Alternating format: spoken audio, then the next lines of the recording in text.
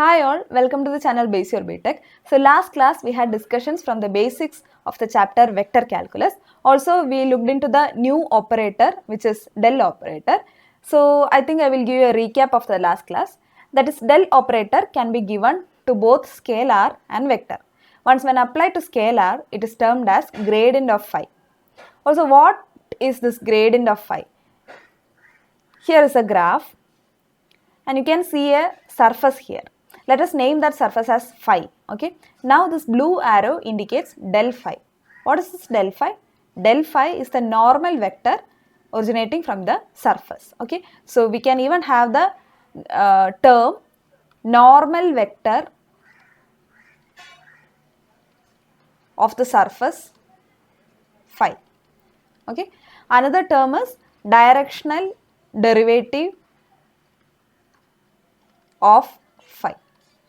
So these three terms are associated with del phi, and phi is a scalar quantity. Now when we take del phi, when we take this del operator for a scalar, we get a vector. So vector del phi, the gradient of phi or directional derivative of phi, normal vector of phi, everything indicates a new vector which is perpendicular to the surface phi. Next, this del operation can even be applied to a vector. Okay. So there are two del operations for vector, that is del dot A and del cross A. This is a scalar multiplication and here is a vector multiplication. Let's check out this divergence of A. It's actually, here is the graph. You can see in the first section many arrows converge to a point. At that time we can say that this del dot V is a negative number. Okay. Now in the second section you can see many arrows are diverging out from a point. There we can say that this divergence of the vector V is positive. And here in the third section you can see every vectors, every arrows are moving from one end to another. It is not converging to a point, to a single point, or diverging out from any point. So we can say that del dot V is equal to 0. There is no divergence occurring for this vectors. So del dot V, actually this del dot V is called as, when del dot V equal to 0, such vector, del dot V equal to 0, then V vector is also called as solenoidal vector. Okay. Now the third operation is curl of A. Here comes the graph. Here you can see many vectors move in an anti-clockwise direction around a point P. So here we can say these vectors are curling around a point, isn't it? So since they are curling in anti-clockwise direction, we can say del cross A, or curl A is a positive value. And now when it is in a clockwise direction, we can say that del cross A is a negative number. And here is the third section where all the vectors are moving from one end to the other. Here there is no curling occurring for these vectors. So we can call it as irrotational vector. That is, when del cross A is equal to 0, A is termed as irrotational vector. Okay. Also here you can notice one thing, del dot A is just a scalar and del cross A is a vector. Okay.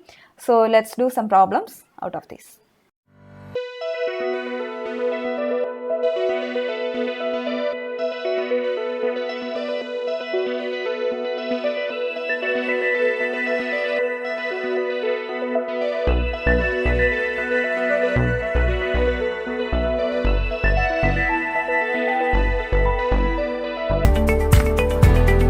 I have taken one KTU question paper of July 2017.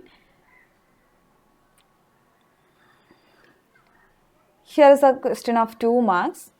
I will tell you how to do this. Okay. Find the directional derivative of f of x comma y is x e raised to y at 1 comma 1 in the direction of the vector I minus j. So obviously we have to take gradient of this phi. Directional derivative means gradient, isn't it? So del f, what is del expansion? I dou by dou x plus j dou by dou y plus k cap dou by dou z. Now f is x e raised to y. So I just add x e raised to y in each term. Okay. Now what is the partial derivative of x e raised to y with respect to x? It is simply e raised to y associated with this I cap plus dou by dou y of x e raised to y. When I do the derivative with respect to y, it is simply x e raised to y itself, because e raised to y has its derivative e raised to y. So it is now j cap coming here. Now dou by dou z of x e raised to y. We are taking the derivative with respect to z. So in terms of z, we can say that x and y are constant. So derivative of constant is 0. So this is your del f. Now we have to check out this del f at the point 1 comma 1. So substitute x equal to 1 and y equal to 1 for this. Del f is equal to e raised to 1 I, that is e I cap plus j cap into x is 1 and e raised to 1 is e itself. So it is just like this. So it is e I cap plus e j cap.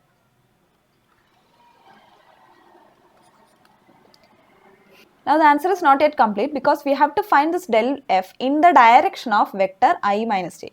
Now what is the direction of I minus j? So let us call this vector as A. Vector A is equal to I minus j. Now we have to find the direction vector of A. How to find the direction vector? It is simple. Vector A divided by magnitude of vector A. Now what is magnitude of vector A? It is simply root of coefficient of I cap 1 square plus coefficient of j cap is minus 1 the whole square. It is simply root 2. Now you just substitute this root 2 over here. Now what is vector A is I minus j. I minus j divided by root 2 is the direction vector of A. Now how to finalize our answer? That is, find the direction derivative of f of x comma y at this point in the direction of. So you have this del f at the specified point and we have to get this vector in the direction of A cap. So just take a dot product of these two. Okay, dot product means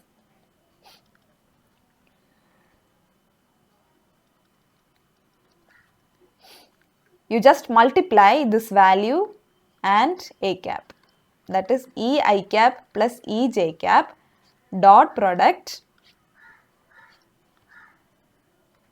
Let's split this I by root 2 minus j cap by root 2. Now how to take the dot product? Just multiply the I components. E into 1 by root 2 is e by root 2 plus e into minus 1 by root 2 is minus e by root 2. So the answer is 0. So your directional derivative of f of x comma y in the direction of this vector is just 0.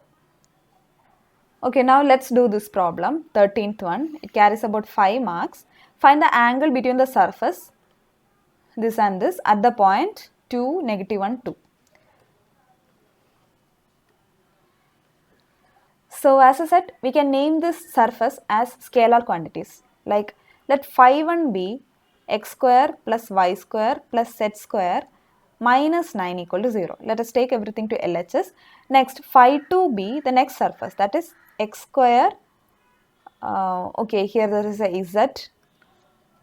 So it is like z minus x square minus y square plus 3 equal to 0. So these are the two surfaces and we have to find the angle between them. Okay, so using the dot product equation, that is a dot b is equal to mod a mod b cos theta. Here when I take this magnitude to LHS, it becomes simply a dot b divided by magnitude AB is equal to cos theta. So this is our proposed equation. Okay, now what are the vectors here? Actually I have told you that if here is a surface and the vector normal to it is del phi. So let the surface be phi 1. Now this vector is del phi 1 and let us take another surface. Now this is del phi 2 if this is your surface phi 2. Now I extend this. When I extend this, I get an angle between this del phi 1 and del phi 2 and here the same angle will be the angle of separation between these two surfaces also. Okay, so that's the idea. Now we have to go find this del phi 1 and del phi 2. Okay,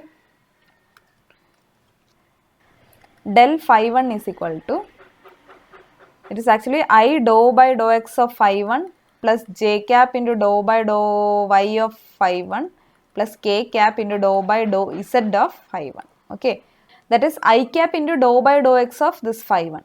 When I take the derivative with respect to x, I get just 2x because y square and z square derivative with respect to x is 0.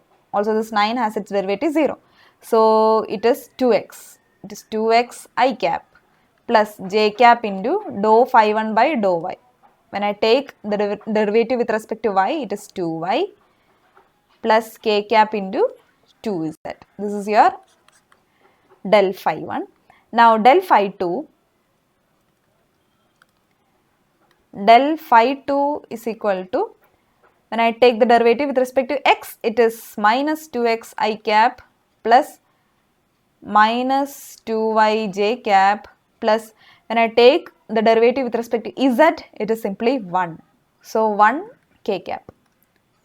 So this is the del phi 2, that is the vector normal to the surface phi 2. Now let us take del phi 1 as this vector A and del phi 2 as vector B. Okay. So this is your vector A and this is your vector B. Now let's substitute over here.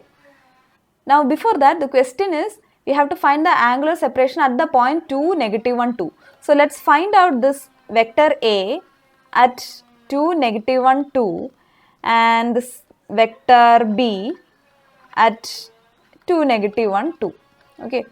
So that is, substitute x equal to 2, y equal to negative 1 and z equal to 2. So here it is 2 into 2, 4i minus 2j plus 2 into 2, 4k cap. And for vector B, for the same point, it is negative 2 into 2, negative 4i, negative 2 into negative 1, that is positive 2j and plus 1k. So here are your A and B. Now let's put this A and B in this equation. Okay.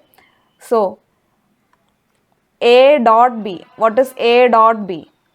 Just multiply the I components. 4 into negative 4 plus negative 2 into 2 plus 1 into 4 equal to minus 16 minus 4 plus 4 equal to negative 16. Now what is this mode A and mode B?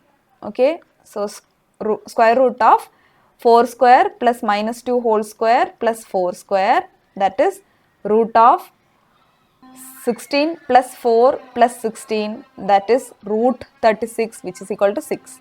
Now mode B is root of 4 square plus 2 square plus 1 square, which is root of 16 plus 4 plus 1, which is root 21.